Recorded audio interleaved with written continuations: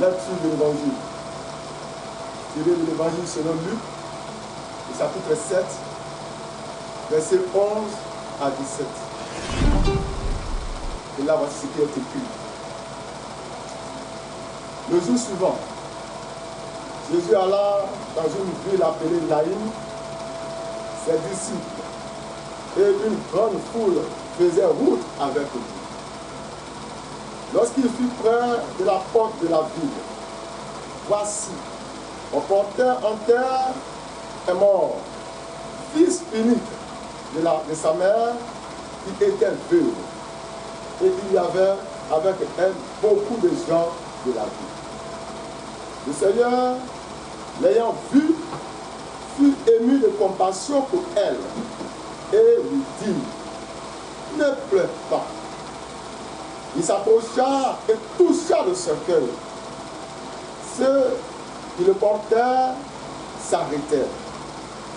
Il dit, jeune homme, je te le dis, lève-toi. Et le mort s'assit et se mit à parler. Jésus le remit à sa mère. Tous furent saisis de crainte et ils glorifièrent Dieu, disant, un grand prophète apparut parmi nous et Dieu a visité son peuple. Parole du Seigneur. Amen. Amen. Mon Dieu.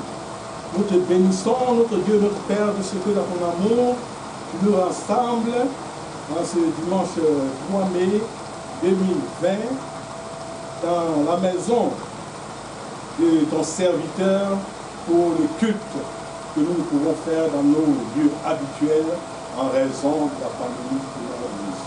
Seigneur Jésus, viens, assiste toi-même cette réunion, conduis-nous et permets que ce culte soit agréable. Au nom de Jésus, je prie. Amen. Amen. Je vous salue, frères et sœurs en Christ, dans le Saint-Nom de notre Seigneur et Sauveur Jésus-Christ. Ce dimanche 3 mai 2020, comme tous les dimanches, l'Église méthodiste nous a prévu 3 tests. Le premier, nous le trouvons dans le premier livre des Rois, chapitre 17, versets 17 à 24. Le deuxième, dans l'épître de Paul aux Thessaloniciens, chapitre 4, versets 13 à 14. Et enfin, la troisième lecture, nous la ferons dans l'évangile de Jésus, selon le témoignage du médecin Luc, chapitre 17, versets 11 à 17. Le thème qui nous est donné de développer ce matin est le cercueil vaincu.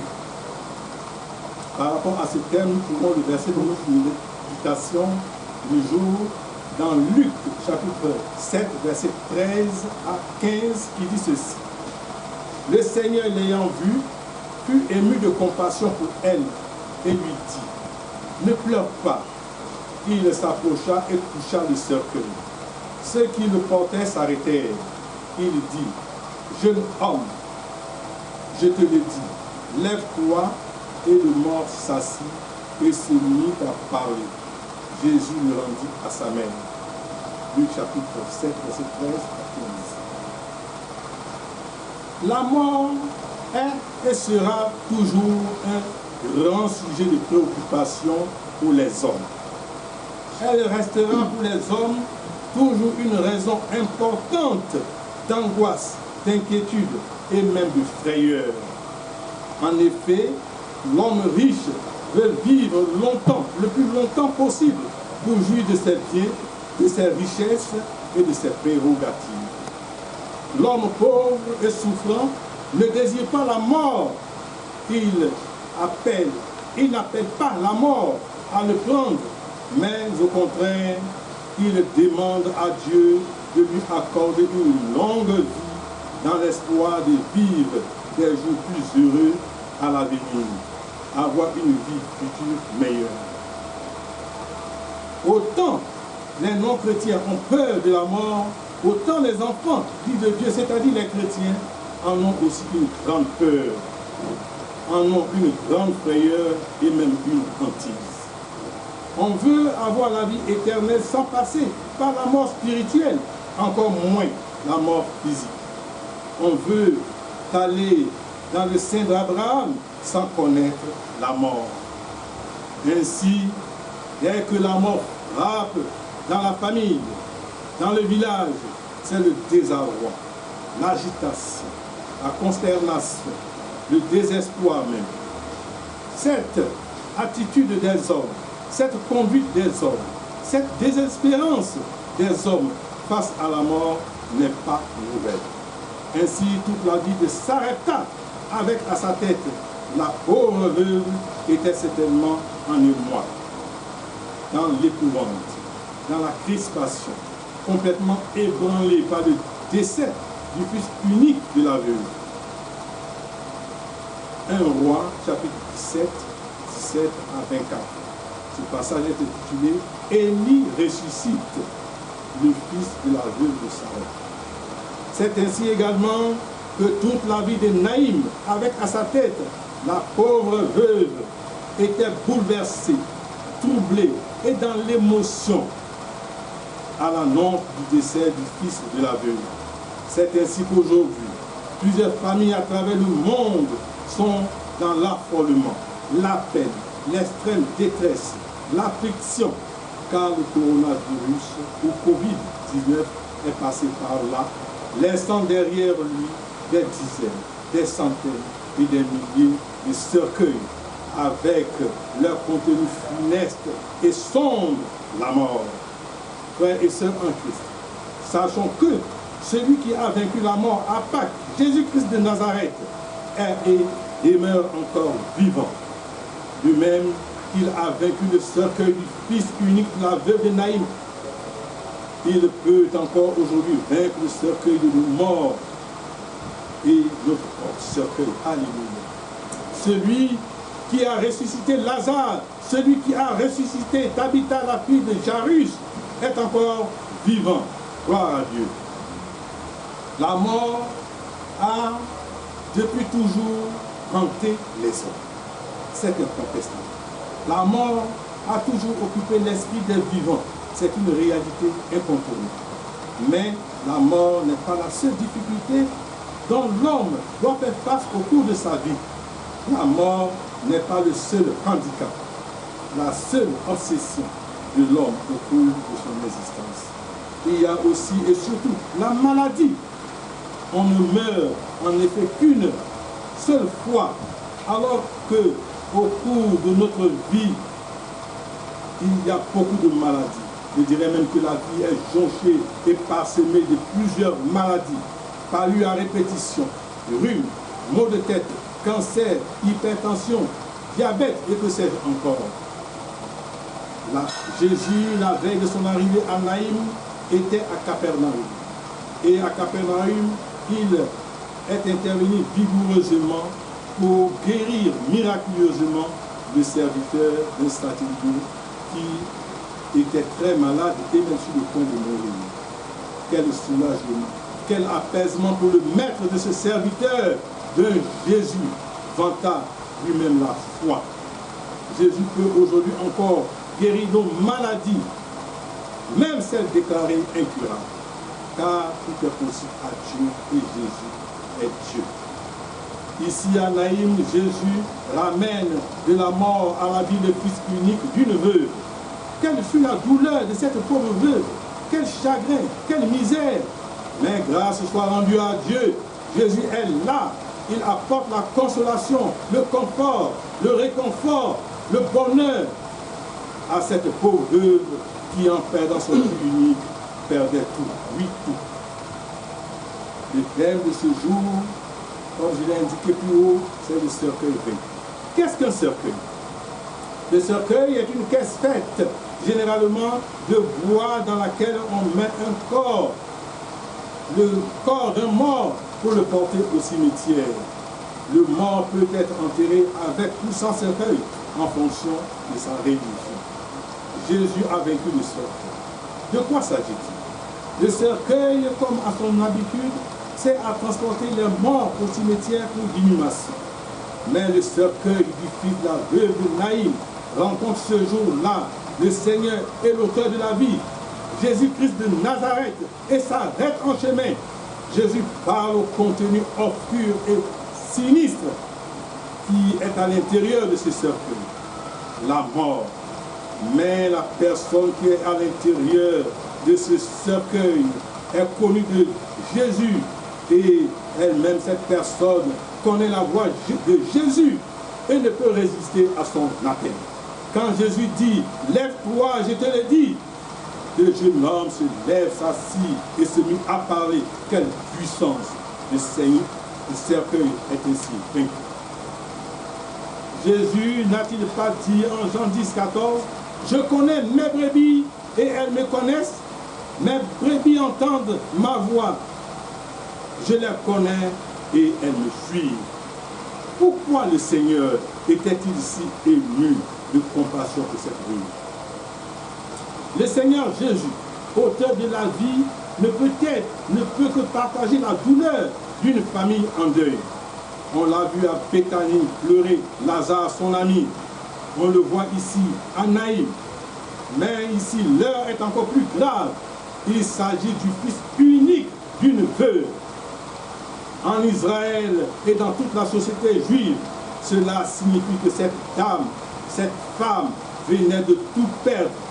En effet, dans cette société si machiste, un homme insignifiant et même idiot et crainte a plus de valeur qu'une femme hyper intelligente.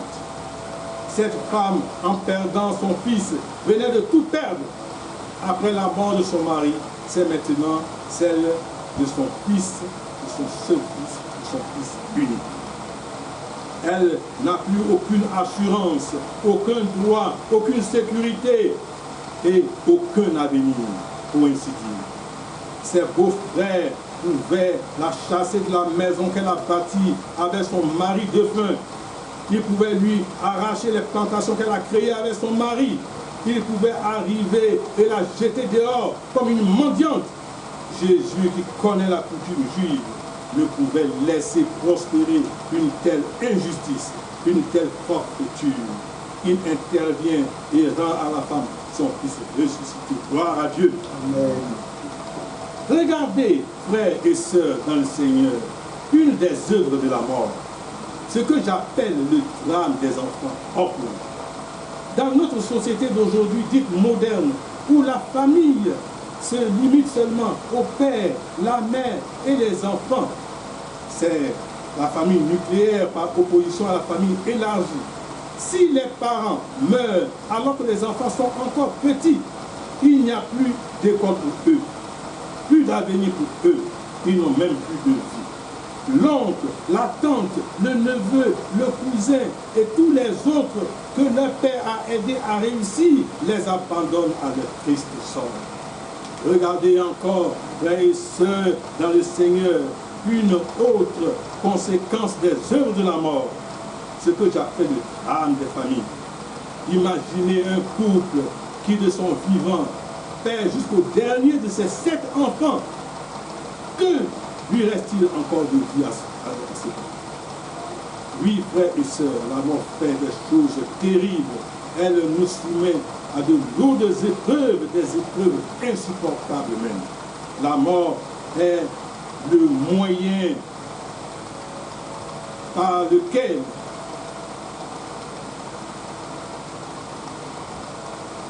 au nom du sida, des familles entières ont été décimées en Afrique. La mort est le canal par lequel la peste a décimé, détruit des familles entières en Europe et ailleurs. Aujourd'hui, par la voie de la pandémie du coronavirus, du Covid-19, la mort sème à travers le monde des victimes par dizaines, de centaines, de milliers, plus de 200 000 morts en 4 mois seulement. On a compté parfois plus de 1000 morts au cours d'une seule journée dans cette terre. N'est-ce pas là une catastrophe, une horreur, un cataclysme que des pays dits développés, fiers de leur système de santé, se trouvent brusquement désorientés, désorganisés, démunis, avec à la clé des problèmes économiques et sociaux. licenciement de masse, chômage, fermeture d'entreprises, fermeture de toutes les frontières terrestres, maritimes et aériennes de tous les pays sur les 5 continents. La mort est terrible, elle est horrible, et laide. Mais heureusement, elle n'est pas la fin de la vie parce que Jésus l'a vaincu et c'est vrai. Alléluia. Voici, frères et sœurs en Christ, le réconfort de la Bible au sujet de la mort qui nous ébranle tant. Nous ne voulons pas, frères, que vous soyez dans l'ignorance au sujet de ce qui tente, afin que vous ne vous affligiez pas comme les autres qui n'ont point d'espérance. Car si nous croyons que Jésus est mort et qu'il est ressuscité, croyons aussi que Dieu ramènera par Jésus et avec lui ceux qui sont morts. 1 Thessaloniciens chapitre 4, verset 13 à 14. J'adresse toutes mes condoléances aux familles endeuillées par le coronavirus et par d'autres maladies. Que Dieu nous apporte la consolation. Amen. Amen.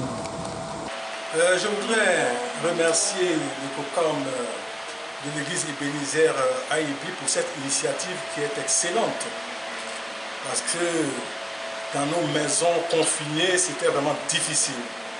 C'est vrai que nous suivons le culte à la télévision, mais ce n'est pas la même chose que lorsque on se retrouve entre frères et sœurs.